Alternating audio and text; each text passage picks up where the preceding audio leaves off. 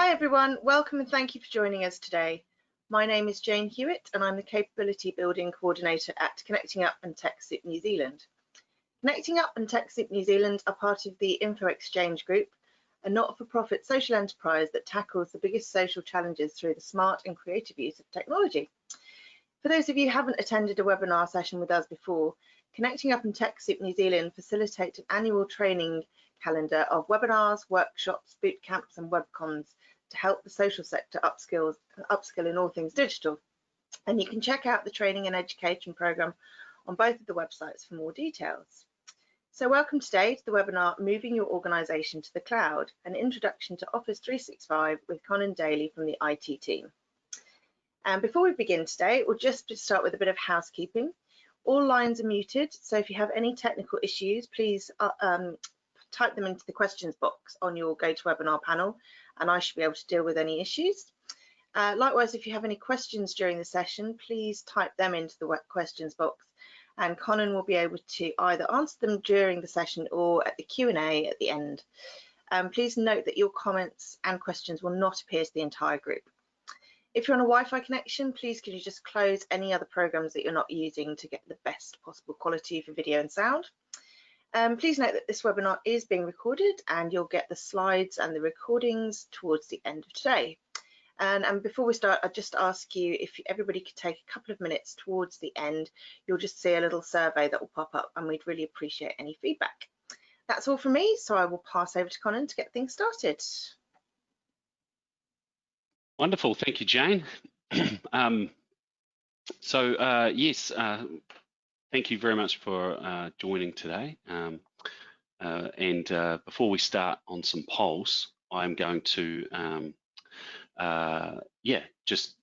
this webinar is about Office 365 and an introduction to Office 365, and it's a very, for those that haven't used it and are potentially starting, it's a big IT step and a very good one.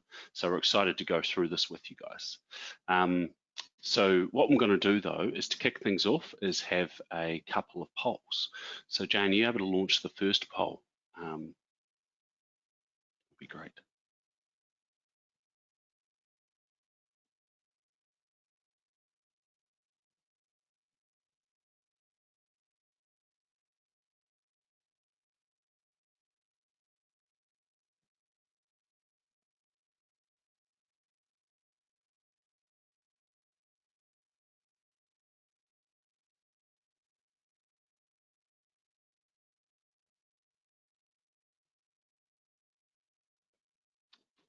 Very good. Okay, so that's probably what I expected. There's always going to be a bit of a mix. So the question was, are you currently using any elements Office 365? So most are doing none at all, or I'm not sure, which is great. There are a few that are using Office software, some that are using documents, and some that are using documents, emails, and other functions. So really, this webinar is you don't need to leave from what I say next, but this webinar is primarily focused at those that are that haven't drank the Kool-Aid for Office 365. So those that are starting out looking to enter Office 365, still figuring out if they want to do it. If you're already using it heavily and want some tips, this may not be the best webinar for you. So we're kind of trying to help people make that decision and also understand how to go about it. If you are using some functions, there will be some things in here for you to consider, but we also have other webinars and recordings that may be beneficial for those that want to get into the tools. Right, so the next one though, if you could put up poll number 2, please, Jane.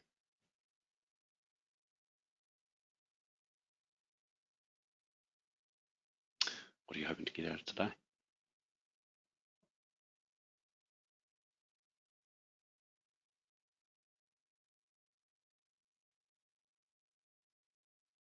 Just waiting a few more seconds for everyone to vote. Cool. We've got 70% now.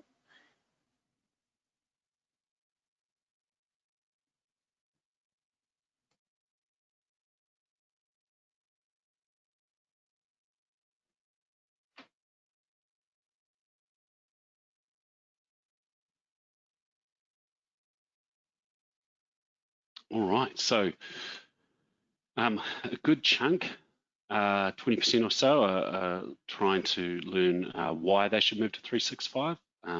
The majority, or more than 50%, are keen to understand about some of the key core functions of 365, and then about 20-ish%, 25%, 28% are looking at getting help to migrate. That's a really good mix, because the third option is not really, this is not really the best webinar for people that would have chosen that. So yeah, great. Right, so we're going to get started. I'll just slide into the next slide. So who's this webinar for? Why not all of the following? Organizations that are not using 365, organizations that are using email or Office software only within M365. And I'll talk a bit more about that Office 365 versus Microsoft 365 part soon. And then thirdly, those that wish to know more about various functions, which kind of is those 3 bits, and those that want help with migrating. So what you'll get out of today, so why is the cloud important and beneficial? And that's to NGOs or not-for-profits. What is Microsoft 365? Okay, and I've been using interchanging between Microsoft 365 and Office 365, and that will be explained soon. The differences between those, and there are differences, benefits of Microsoft 365, how not-for-profits are taking advantage, and that's what we're seeing as an IT company. You know, how we see them enter into it, some key functions of M365 and a quick overview of them. And I've got some videos to accelerate the information that we're going to show. And then critically, how to get started and a bit of a discussion and some information around the migration. Then we'll have a Q&A. We've also got some information on licensing. So a little bit about the IT team. So we're a managed service provider. That's the term of the industry, but really we provide IT support and everything related to IT. So we've been using Office 365 or Microsoft 365 since its inception in 2011, which is around the time that we formed. We have a large not-for-profit base, and we work with customers in New Zealand and Australia. We have offices in multiple locations, and a lot of our work is done remotely. So yeah, I mean, generally anything to do with IT we do. If it's more complicated than a calculator, usually we have to support it. So if you'd like information, there's a bit more at the end. So what is the cloud? This is a big question, or there's a lot of information in here, and some people that are quite savvy might question and be able to add more, but really this is probably the best description that I can come up with, which is the cloud is services that are held in data centers. So it can't be cloud if it's sitting in your office. They're generally, it's not, but just because a server is in a data center does not mean it's in the cloud. But that is generally a criteria. They're in the data center, but they're also geographically redundant. So that means that the data is held in multiple locations, and that's not just backups. It is live and operating out of multiple locations, which is great because that means if a single location is hit, destroyed, taken down, then the operation continues to function. Hardware independent, that is obviously part of it. So data is not tied to a single piece of hardware, not a server that can fail, lose power, or catch on fire. Generally, a key element of cloud services is that it is subscription based. So you don't have to pay a big upfront fee, and you don't own it. So you pay a subscription to get access to it. SaaS, SaaS, PaaS, and IaaS are all terms within cloud.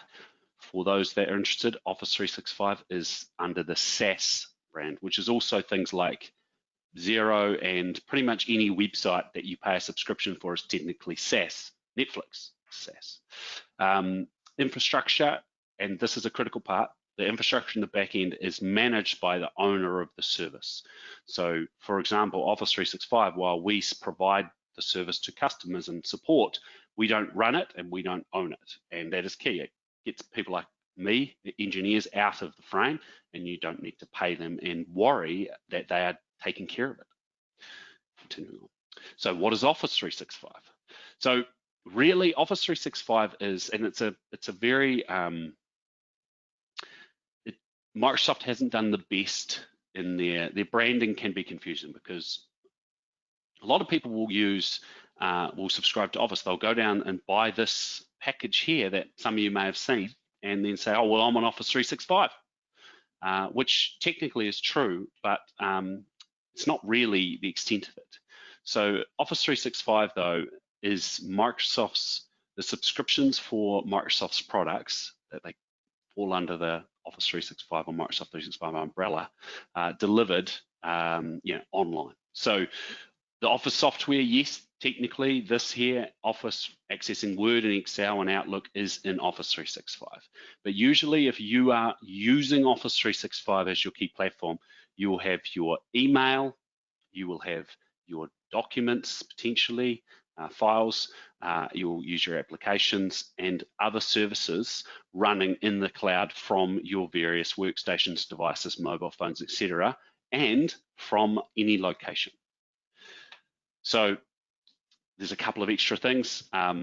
Really, Office 365, it's a large set of applications which you can subscribe to some or all of them, frequently being updated and managed by Microsoft. There are different types of licenses, and we'll talk about that later.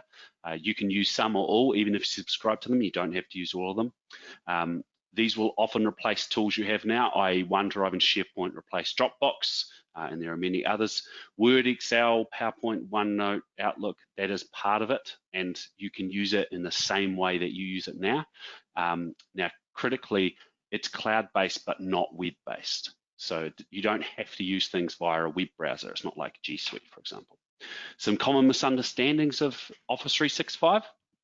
It's expensive. Well, for those that are on this webinar, you will be not for office, so it certainly isn't expensive because of the discounts or freebies that you can get. But even for a commercial organization, it generally is not as expensive. It's not as secure as having your data in your office. This is a misunderstanding. I could talk a lot about this, but we would say that if you set up Office 365 poorly, it's less secure than having your server in the office. But if you do a decent job of it, it is more secure than having your server in the office. Common misunderstandings or concerns, the internet is too slow. Well, Office 365 generally allows you to cater, with the exception of something like Teams with video calling, for poor internet. And our friends in Australia that are attending this webinar, for some unknown reason, New Zealand's internet is actually pretty good compared to Australia, and some parts of Australia, even in the cities, have some pretty weak internet. But Office 365 generally shouldn't be, a lower quality internet shouldn't be a deterrent to looking at this service. Now, this is a key one. I mentioned it before. A misunderstanding or misconception is that you have to use everything via a website.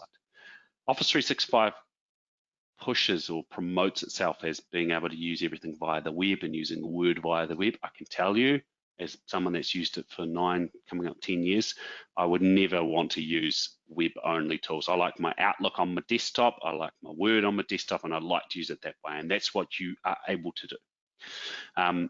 You can share content with others. So what this is saying is that as a misconception, or what I'm trying to say here is that your data is shared with others and it's on the same server. Well, technically it is, but it is jailed or ring-fenced, and your data is not going to be unintentionally or intentionally shared with others very easily. So content is secure. And then the other misconception is that you have Office software, so you have Office 365. Well, you're really only scratching the surface. And the last one is we do or do not need backups. I'll come back to that a bit later because backups are an interesting point with 365. And depending on the data you have, you may not need backups because it is backed up. But if you have a high level of sensitive data, you may wish to consider it. So very quickly, Microsoft 365, because I will be using these in an interchanging way, and I shouldn't be, but I will. Office 365 is the brand that Microsoft have used since 2011, but it's being transitioned over to Microsoft 365. And this is made more confusing because about 2 years ago, they came out with, they, being Microsoft, started to come up with a new plan called Microsoft 365. And that was a more premium and security-driven overlay of the other plans. But as of April this year, and it's gradually trickling through, all the plans are called Microsoft 365. So Office 365 is technically a dated term, but we think find that most people still use it, including us. So, and there's a bit of information on the next slide on the plans, just to I'm trying to clear this up, that some of these plans are key. So Office 365 Business Essentials, which some of you may be using, is now Microsoft 365 Business Basic. Office 365 Business Premium, which is a very common plan, is Microsoft 365 Business Standard, and Microsoft 365 Business, which is one of the really excellent licenses that you get 10 free if you're an NGO, is now Microsoft 365 Business Premium. And you can see the confusion there because this plan and this plan are very different, but they're almost called the same. So that is just to help clear it up, but it should now be called Microsoft 365 as opposed to Office 365. That's kind of my public service announcement, and I'll get back to the core of it. Just to, if you're interested, these are the differences between the plans, and we'll come back to this later. So, key benefits for not-for-profits or NGOs. So you're an NGO and you're looking at this product and you're not sure why or why to go deeper. So most not-for-profits, security and their data privacy or their data integrity is far above that of a standard commercial organization. If you're a shop, a retail mall, the data that you have is actually, you could say that if that data was compromised, it's not actually a major issue to the continual operation of the organization, or the information that you hold is not sensitive. Well, for the majority of not-for-profits that work with health organizations and social, the government in many ways, you might have health identifiers in New Zealand, where we are. The MSD is obviously the Ministry of Social Development and the Ministry of Health. There are health identifiers and other identifiers, and a lot of not-for-profits have access to that data. And so the security of their data and how sensitive it is just significant. And it's often understated in the industry because a lot of not-for-profits, have been sort of community-driven organizations, and IT's been the lowest priority because just financially. But in actual fact, security and how critical that data is needs to be the highest priority. So this is a big thing. 365 set up well, comes under a really high level of scrutiny from those various providers, and it can be extremely secure. Although there are some potential weak spots, to be honest, but we can come back to that. Price, this is a key benefit. The licenses that we're going to show, you can do a lot with very little, sometimes nothing, which is very cool. The features, Office 365 generally can give you all of the core functions that a business needs to operate. Emails, document storage, security and authentication of your devices, and then communication and collaboration with the outside world. And that's what most businesses should have and can have. So Office 365 covers things like Zoom, Dropbox, file server, and email, and more. Backup, at a base level, Office or M365, I'm going to try and just call it M365 for the remainder of the webinar, but M365 is backed up, so you don't have to worry about backups. Now, you might want to overlay a third-party backup, and we'll talk about that later. Minimal support, you don't need to employ an IT engineer to maintain it. It just happens. Like a server in the corner or a workstation that you have, usually you need an IT person that you call. Generally, I mean, that's what we do, but generally, to keep it running, they are not needed, which is great. And it's continually updated. You don't have to worry about patching and big updates and upgrades because it's just going to keep on rolling, and you're going to get the benefit of that. Right, other key things, and I'm going to spin through these. You can work anywhere. With Office 365, if you're fully set it up, it doesn't matter if you're in your office, in your home, on the beach, in the airplane lounge, at a client's office, cafe, it's the same experience. And that's the key thing. Most of us with IT have been able to work anywhere for some time, but the experience is not the same. You have to use a VPN or an RDP session, a terminal server. So you're jumping into another window, or it's slow or something like that. The idea behind M365 is that in your office versus your home with the same device is the same experience. It's, I guess, geographically indifferent. Usable at home, different countries, etc. Almost all work is possible on a mobile device. And when I say that, you wouldn't want to chuck your laptop out to use your smartphone. It's just that, for example, I had to use a PowerPoint. I had to update a PowerPoint, not this one, but one, it was last year actually.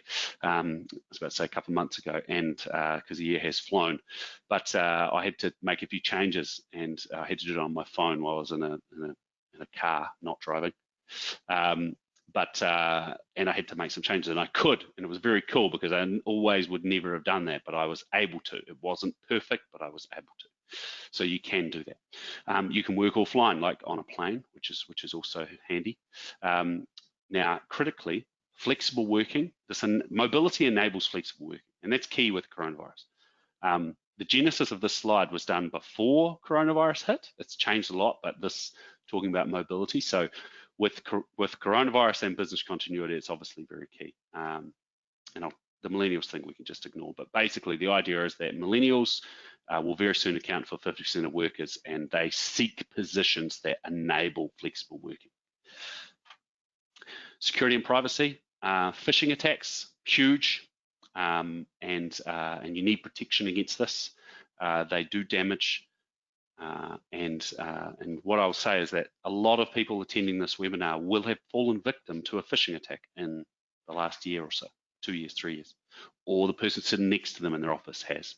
So a common phishing attack comes through an email platform, and it's a link saying, click here, comes through one of your friends or colleagues or supplier or a customer or whatever, and you will, client, and you'll click the link to whatever it is, an invoice, some other service to access, open an attachment, and it'll ask you to log into something, and you'll enter your password because you're not really concentrating or thinking, and then they have it. And usually if it's email service, they will get access to your email and they will scrape it. And if you're like most not-for-profits, the data in your email is actually very, very sensitive. And so often what will then happen is they then spam your address list, but critically, what most people do is they go, oh, this was embarrassing, send an email to their address list, say, sorry about that, embarrassed, don't click the link, my apologies, and then reset their password and move on as though nothing happened. But with the new legislation in New Zealand coming and the legislation in Australia, what people don't know is that the hackers have got access to a lot of sensitive data. Any information in your email, they've got access and often scraped out. And so we need to take those things more seriously than just the embarrassment factor, because data is extracted and valuable. Continuing on, why is M365 beneficial to security? It's managed by Microsoft. They take care of the bulk of it, and they are reasonably reputable. It has inbuilt spam and malware filtering. You do not necessarily need to use another service. It's built into it. The baseline recommended security standards that should be set by default unless you have disabled them or someone disables them are pretty good. Multi-factor authentication, or 2FA, is available, and we highly recommend it. If you put that on for all your staff, it will bring your security up 90%, and it's a big step. Data sovereignty can be based. The data can be based in Australia or Asia, and it is possible to set it. And these are kind of the advanced functions. But if you have Azure AD enabled, you can connect your workstations to your Office 365 and make sure those are secure as well. And that is a really cool and smart thing to do. Right, so we're just going to go through some scenarios that you may be in if you have not yet migrated everything to M365. And I'm trying to give an idea of the pros and cons, maybe some of the challenge, some opinions, or you might have been getting some information from people you know talking about this. So we're going to talk about email, we're going to talk about documents, we're going to talk about conferencing. Jane, are you able to put up the first poll, please? Just around email. So try to answer this as best you can. What service are you presently using for email? If you don't know, that's fine. But a lot of you, if you've got a web provider, you might be on POP or IMAP. Feel free to choose one of them. They're very similar. And then whatever else, the other answers there.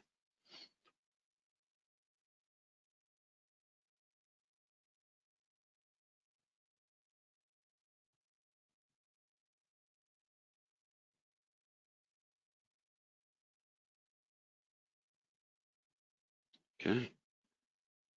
So, not sure, just a few. We're using basic POP mail. Very good. We're using IMAP. using G Suite or Gmail, and then there's a good chunk that are using Office 365, which is great. So that's a really good mix, and it means that my my slides are not useless, which is good. I've had a webinar where sometimes the data that I was about to talk about, no one was in that scenario. So scenario one, you're using IMAP or POP email. You're a small or large organization, and it comes bundled, it often comes bundled with web hosting, a low cost package, someone like Melbourne IT or whatever, GoDaddy. So the pros of this service are it kind of works and it's low cost, or it seems low cost. The cons, generally there's no backup or sync, and IMAP, just because it syncs down to your machine, is not really backup. So if you lose your data or something happens to the server, you can lose a lot of email. And email is actually, you don't want to lose email. It is actually very painful for organization to lose a lot of email. You lose history when you lose 2 years of email. Spam filtering is not part of this. Usually it's third party or it's poor. Usually the security is very poor. Most people using POP or IMAP will have had the same password attached to their account for years, which is dreadful. And it's limited to email. Contacts, calendars are usually separate, and therefore often when people that are using POP or IMAP, they get a calendar invite, which is pretty common these days. It doesn't really work that well, and it's tied to a calendar that's on their computer and maybe on their phone, and there's a bit of muddling going on, and it just doesn't work. And for you, those that are using that,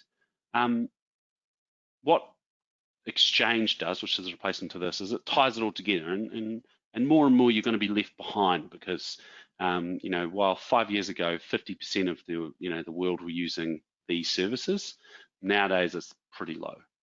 Right, so scenario two, a little bit more extreme, and I didn't have an item on the poll for this, which is silly me, but I had it as the Exchange or Office 365. So you could have an Exchange server, likely a larger organization. The server's on site or hosted by an IT provider in a hosted location. The pros of an Exchange server are it's excellent product, it's fast and allows customization. The cons, it requires a server. You have to have a server in the office, and Exchange servers are notoriously kind of difficult to deploy and set up. I used to do it poorly. The high cost of backup is, for Exchange server is high, and potential for lost data is key. You have to pay for filtering on top. You have to pay for support. You have to pay people like us, engineers, to support and maintain these things. And the security can be mixed. You're only good as how much money or how much time your IT provider has to lock that system down. Now, just so you know, an Exchange server is effectively, if you're using Office 365, it is an identical product to this. It is the same thing. It's called Exchange Online. Right, poll number 4, please, Jane.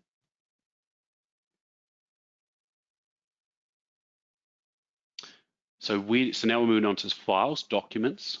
Where do you store your documents and files?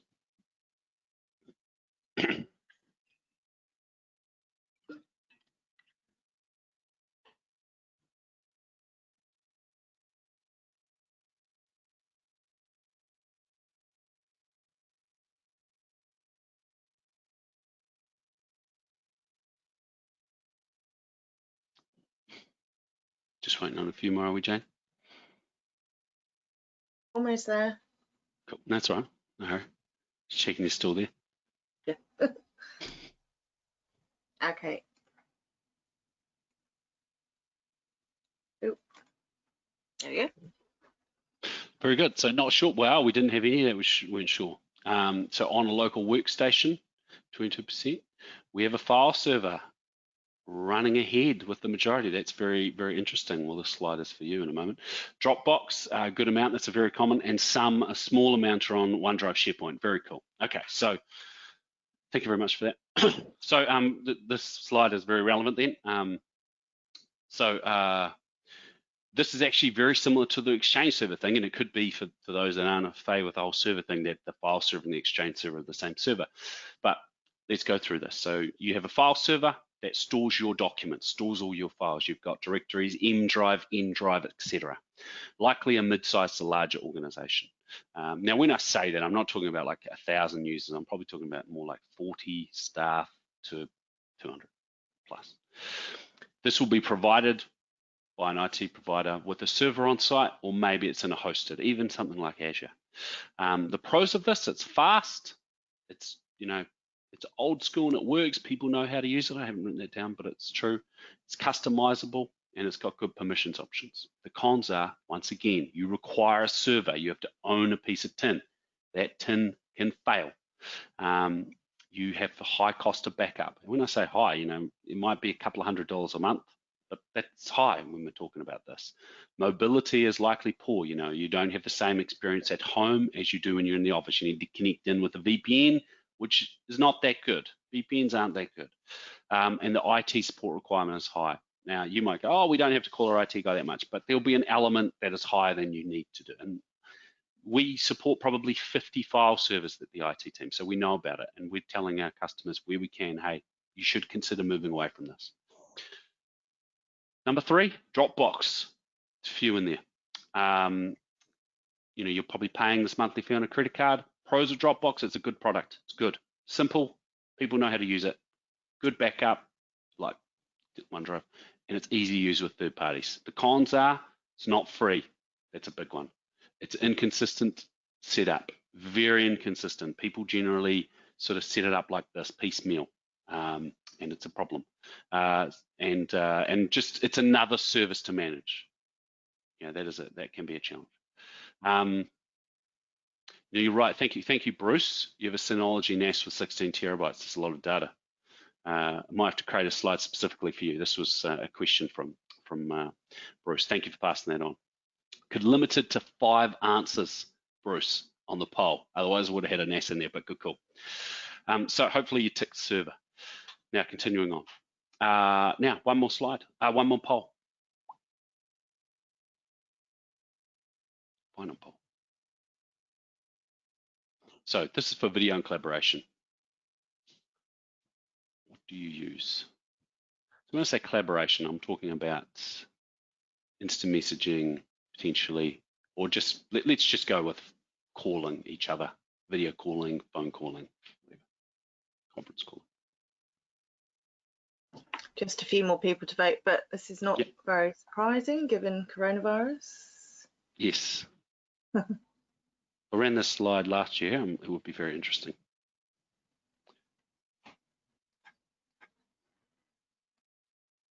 Okay, beautiful. Okay, yeah. It was funny, but we didn't have this webinar last year, but the most common answer was one of those items that I haven't got here, which was a cell phone on a table, which is embarrassing, but anyway, it's understandable. We used to do it sometimes.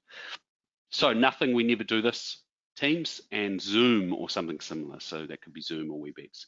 Very cool. Well, that is a good thing. That is a good answer. I'm happy with that. And I guess what we're talking about today is why may you use something different. So yeah, Skype, Zoom, this is the scenario we're going to talk about. We're not going to go through each of those. Your current situation, if you're using that, may resemble. We use it as rarely as possible. As in you're not doing it every day. You're not calling people internally every day. You're more doing it with third parties outside when you can't see them. If you have a distributed workforce, the meetings are poor for those that are outside the office. And if you're pulling them in, you might have a laptop on the table. If you're using Zoom, the quality is good. Zoom is good. But it is another system that you may have to pay for unless you're keeping all your meetings under 40 minutes. Contacting people outside your organization is usually done as low tech as possible. We're sort of using all 3 of these examples with this situation. And if you're not using Zoom, the sound quality is pretty poor. But since most people are using Zoom, I'm going to just expand on this slide. So the Zoom is a really good product, but the other challenges of it are usually you might have one account for an office, which can be a bit jumbly. So sometimes sorry, I can see Linda is saying they're using Facebook message groups. That's very interesting. Now that comes under something called shadow IT, which we can talk about a bit later. But if you're using Zoom, it may be that your team have a mishmash of accounts, Gmail accounts, Office accounts. You may not be using the Pro accounts, and I think the big one is that you probably have staff with either one Pro account that you're paying for and people use, which is not always great, or you've got a whole lot of accounts that are free accounts, and so they're limited to 40 minutes, which is unideal. And sometimes it's just another thing to remember. Zoom's a great product, though. Don't want to take that away. So just talking, before we get into some of the products, we're just going to talk a little bit about how not-for-profits are using Office 365 for you to consider. So most NGOs, not-for-profits, I use that interchangeably, they start small. You don't go, right, tomorrow we're going to move everything to Office 365 and it's going to be a big project and we're going to, it's going to stop everything and then all of a sudden we'll be brilliant. It usually is something you gear up towards. So you start small, you start with email. Usually, if you don't have your email in there, that's a really good place to start. And Office 365 or M365 is sort of centered around email. It's the place to sort of start. Migration to Office 365 to improve security is often a big motivation, and we would agree with that. Video conferencing internally and externally is also a big benefit, and that's another reason why not-for-profits are using 365. Now, E1 licenses are free for not-for-profits, although the licenses are changing a bit, and also Business Basic is free, I believe, or close to that. But E1 includes Exchange Online, OneDrive and SharePoint, which is your document storage, Teams, and a ton of other tools. It doesn't include the Office software, but that's another plan that's quite low price. Now, Office software can be purchased directly from TechSoup for a cheaper price than the bundle, but we can come back to that. So the common thing that we see is people start with email, get an E1 license, and then gradually go over to other things. And we come back to that to a bit of a guide. As you can see here, this very low quality image that I've got here, there's a range of tools within M365 that you can have access to and gradually use. Something like Flow, now called Power Automate, is an exceptional tool for automating process and becoming more paperless in the organization, and it's really untapped. Most organizations aren't using it. So now, Exchange Online, what is it? Well, what it is it's effectively the email-based product of Exchange, like on a server, but in Office 365, so it's hosted in the cloud. So it's identical to that. That's running on an SBS server, and also it's a superior, I need to say, it's a very superior product to POP or IMAP. So IMAP is just email synchronized, and same with POP. It's very simple. I could really go into a lot of detail about what it is and why it's simple, but Exchange Online is a constantly synchronized system between your devices and the cloud that covers your email, your contacts, your calendars, tasks, categories, and other things that are in like an Outlook system, and it's all in notes, and it's all built in, and it's synchronized and live. There's no refreshing or send receive button. It's just permanently synchronized, and it's very powerful and it's very fast. Allows connectivity to email from anywhere. That's key. Filtering, as in spam filtering and malware filtering, is built in, and backups to a degree. It uses the Office application software Outlook, so it's not web only like a Gmail service, so you can use, but you can use it via the web, and it's exactly the same as what you'd see on the desktop. Same with the mobile, you have the same email, the same thing. If you read it on one device, it's read on another. Can store 50 gigs, I think it's gone up now, per mailbox, and then shared mailboxes are on top of that. You can have multiple emails, you can have multiple addresses. My name's Connor, as you can see. I have to have, because no one gets my name right, I have to have Colin, Conan, Connor, and then the rest of them. So I have like 6 or 7 aliases just for spelling mistakes, and there's no additional cost to that. It's just simple to set up. As I said earlier, calendars, contacts, tasks, notes, all built in, and it synchronizes with all your devices, and it's the same. So I don't need to show this, I don't think, but this is an example of what it looks like. You have your calendar here that's synchronized with your devices, and your rest of your team. You can see your peers' calendars, which is quite powerful. Vehicles, rooms, calendars, and you have your email in here, and it's the same as on the mobile phone. Pretty simple, really.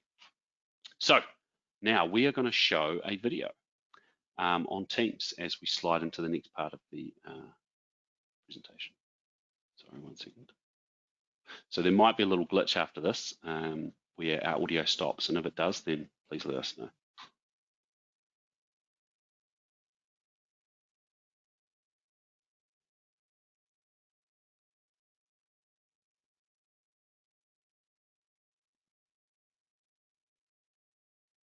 Just loading.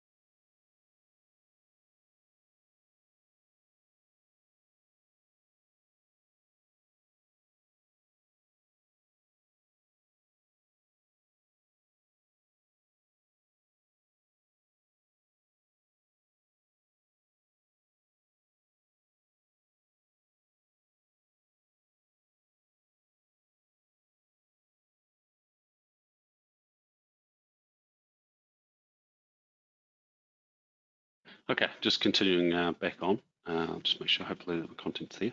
So really I should have given a little bit of context before that. Teams is often assumed that it is just a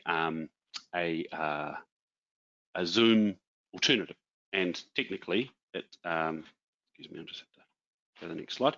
And technically it does the Zoom functions of a video calling, but it is so much more. And this is a couple of screenshots that I've used using of the feeds that we have. We in the IT team use Teams extensively in the non-video, internally. So we chat with each other. It's far faster than email. We'll update each other on what's going on. We'll have group discussions. We'll have individual discussions. As the video showed, you can post in Teams in various channels on topics that might be. So as you can see here, this is the IT team. We have health and safety information in here and general information. This is where we post if we're going to be absent during the day, rather than sending an email around, and let our team know what is going on. It's really the central hub of communication. But critically, we do all our video calling from it. That's internally and externally. So I'll be having a conversation with someone and I'll just go, I'm just going to call them. Boom, video call, talk to them, have a conference call like this, and then finish. And then if I want to invite a third party, you can do it via Teams as well. So it does the Zoom part, but it also does other elements as well. And that's what I was trying to show on that video. So yeah, video calling with some, this is not how it looks like in the IT team, just even the quality. They don't even have microphones as well. But anyway, so now we're going to show our next video, which is SharePoint Online. Now, critically, just to give a bit of context, SharePoint and OneDrive are a tool, and we're going to go into a slide that breaks up those two. But this service is, this is a kind of a high-level video, which gives an idea about the capability of SharePoint. But at its heart, SharePoint and OneDrive replace Dropbox and your file server for document and file storage, but they do it in a bit of a different way, right? Far different from going from POP to Exchange. Right, playing the video again. Just 1 minute video.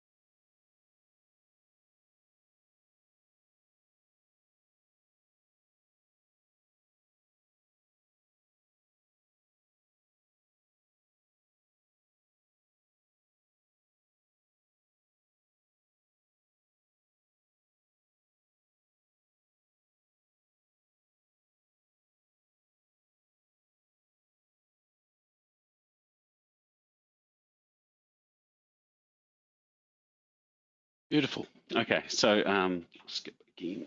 1 minute. So as that showed, there's quite a bit in there, and SharePoint is a big system that has huge amount of potential, and it can do some really cool things. But it can also just host your documents that you would otherwise use in Dropbox or your file server. So just to show you a shot here, this is OneDrive. And we use it. I use it. I'm kind of old school. I like to use it like I used to use a file server, which is just from Windows Explorer. So this is a Windows Explorer window. This is mine. And OneDrive, this here is my stuff. This is where I put my documents that I'm working on. They aren't shared with. Sorry, Conan, to interrupt. We can't see your screen anymore, the shared screen. Oh, that is very unfortunate. Is it? Has it there come we up? go. That's perfect. Thank you. Okay. Thank you for that, Jane. So as you can see on here, I have OneDrive with this here, which is my docs. This is where I put my stuff that I'm working on, not necessarily anything that It's not that I don't want anyone to see it, it's just it's not really ready for anyone. I'm mucking around, I'm working on stuff. Maybe it's got photos, that kind of thing. So I keep this here and I access it on my desktop, but it's synchronized with Office 365 and I can access it on my phone, I can access it on the web, and it's backed up. And then down here, as you can see, I have, this is the IT team. And it's got some unusual names because we're an IT company. It's like a builder's house. It's a little bit messy, but this is where we keep, as you can see, marketing, our general office documents. So this is where if you've got a file server, you'd have your N drive and your M drive. This is the equivalent of that, a series of folders. So you can do that on your desktop using SharePoint OneDrive, or you can kind of level up and go a little bit more future facing and just do it using the web browser, which gives some huge benefits and it's very powerful. But you can do it in a traditional way, kind of comparable to something like Dropbox, and it works. And yeah, that's just what the key thing is, letting you know that that's what you can do. And it's really easy to misset this up as well. That's the unfortunate thing. People often set up OneDrive and put it all here and then share it with people like Dropbox, and they end up sharing folders, shared folder, and it's just messy. You want to split between the individual and the company or the organization. Maybe a bit more information here. The other cool thing that you can do, and this is a bloody old screenshot that I found online, but anyway, something that we do is if you've got your documents stored in OneDrive or SharePoint, you can open up Word and Excel and you can see your peers working on things. You can live collaborate, and it's really powerful. We use a document in one of our morning meetings with the leadership team where we just put data in there during the day or in the morning. You know, so for example, we want to track things like financial information and the busyness and what's going on in the company. Various people are putting things in, and we just put it in a Word doc, and then we watch it. And if people are changing it during the meeting, it changes. That sounds annoying. The point of it is that we don't have to email things around and wait for reports or have different versions of documents and ask people to go to a document. We can just run it live. It's really cool. Now, SharePoint, the other side of SharePoint. So shown you before this here, this is the documents. This is the file server Dropbox replacement. And you have this, and then you can also have this. So this is this here is a page. It's pretty ugly for us because we just did it ourselves, and it's gotten better looking since I took this shot a few months ago. But this is the idea of it's an intranet. So this is SharePoint, the other side, and you can do both. So as you can see here, this is our health, safety, and wellness group, and we're not, and it's important that we do follow health and safety quite well. So in here, there's information on, we call it wellness. So we have Level Up, which is our training system. We have profiles for people that want to come in and see profiles of the staff, social club, that kind of thing. And then in here, critically, we have incident forms. So these here, people follow these paths and they go through some incident forms. So hazard, vehicle accident, people wanting to report an incident, that kind of thing. And people click here and they go into a form. So it's quite good to have that. You've got your documents, but it's not necessarily a place where people can browse your organization and various things you want to showcase. You think about it from a new staff member point of view, they join your organization. You don't want to send them to a folder in the server to look at a bunch of documents. You kind of want something that's a bit more visual like this. Right, so limited time to finish this off, but we are coming to an end. So some other cool services that you could consider if you're looking at M365. Planner, it's very cool. It's a project management tool for your team, integrates with Teams. Power BI, many of you might have heard this. It is an add-on function. It's often not built in for free with the plans that we're going to show you in a minute, but it is a very cool data tool. So the idea of Power BI is you take data from maybe your CRM or your CMS, take data from your finance system, take data from other sources, and put them into a visual way. And it's a visual system that or a dashboard or a series of reports. It's pretty powerful. It's pretty cool. Forms and flow. If you are interested, I would highly recommend you look at some of the recordings that have been done by us for connecting up on Power Automate. There's one called Click, Click, Click, Click, something. Click, click, go, click, click, play. Just search for click, click, and it goes through this because there's a lot of benefit that can be had from this tool, and it is really cool. And if you subscribe to pretty much any Office 365 plan, it will come with these tools. My Analytics, this is really cool. I get an email each morning from Cortana, and if you're using Exchange, you may get it. And what that does is it tells me the things I might have forgotten. So it's trying to analyze where someone's asked me to do something and I didn't reply to them. It's pretty cool. And there are tons of other benefits as well. So common migration path. I touched on this earlier. This is a common path. Start by getting your email into Exchange Online. That's the first thing. Find a plan, and we're going to come back to that in one of the next slides, but start getting your email. Then get your documents and files into SharePoint and OneDrive for Business. So SharePoint is for your organizational data, and OneDrive is for your individual users, and allows you to back up what they're putting on their desktop and their My Docs and that kind of thing. Skype, Zoom, moving that to Teams. Now, getting a bit more complicated, transferring your identities from a domain controller, if you've got a server, to Azure AD. Then transferring your workstations from connecting to that to Azure AD Workplace Join.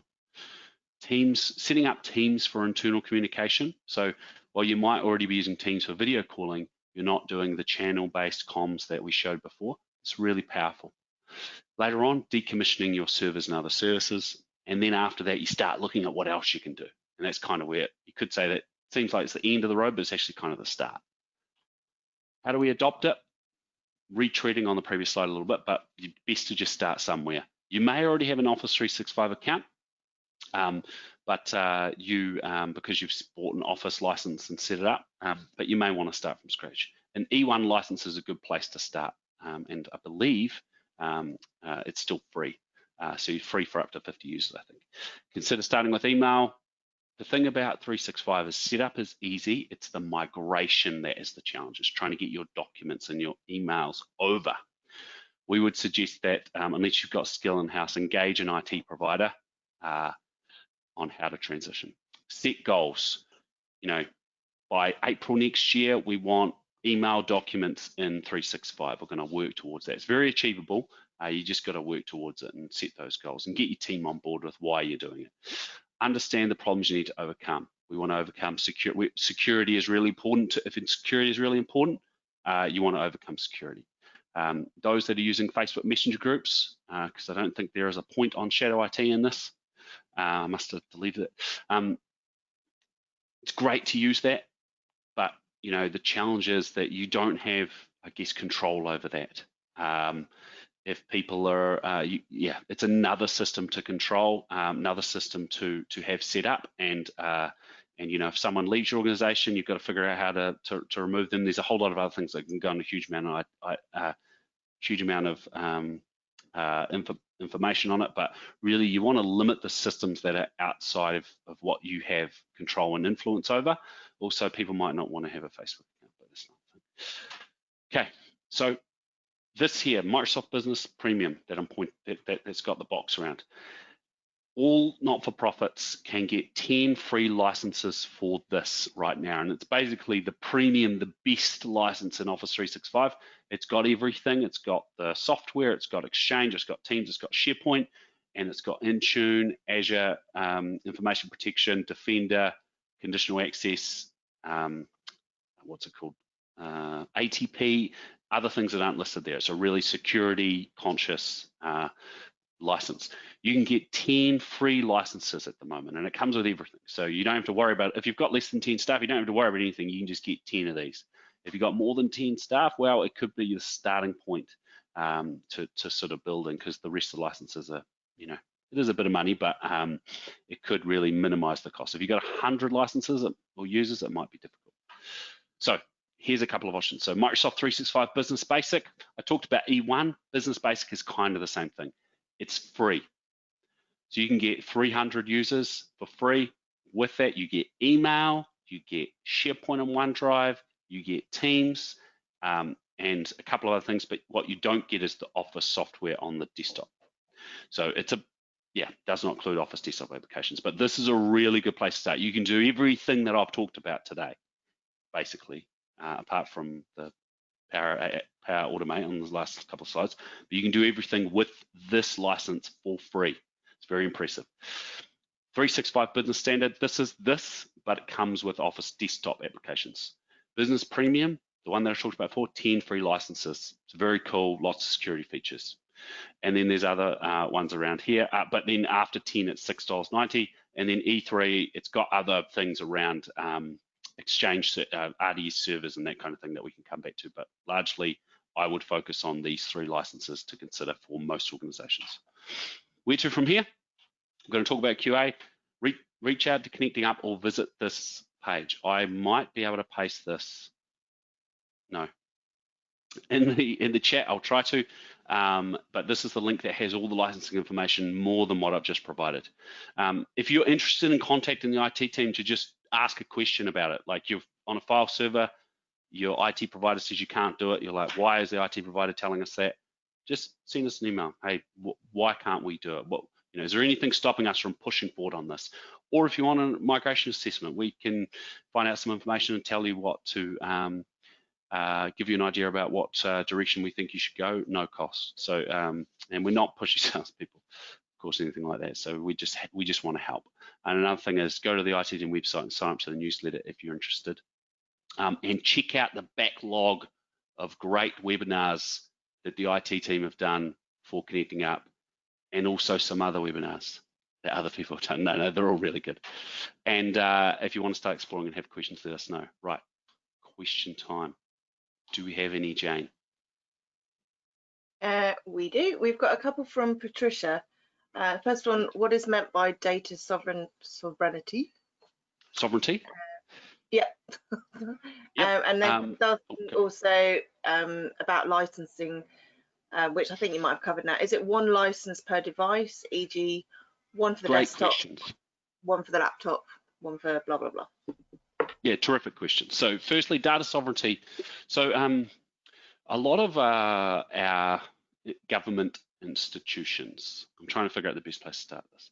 Data sovereignty is where the data is held and kind of the legalities of that. So technically, if your data is held in the US, so if you subscribe to Dropbox, for example, and Dropbox is held in the US, then technically there can be data sovereignty challenges with who owns that, because if there's a lawsuit and the Australian government, for example, goes, we want to get access to that data, they have to go through the American government, the US government, or quite critically, if your data is held in Russia, for example, nothing against Russians, then the Russian government probably has the ability to get access to your data. And so a lot of situations, so the New Zealand government, for example, they say, and this is the interesting thing, that for financial data, it has to be in New Zealand.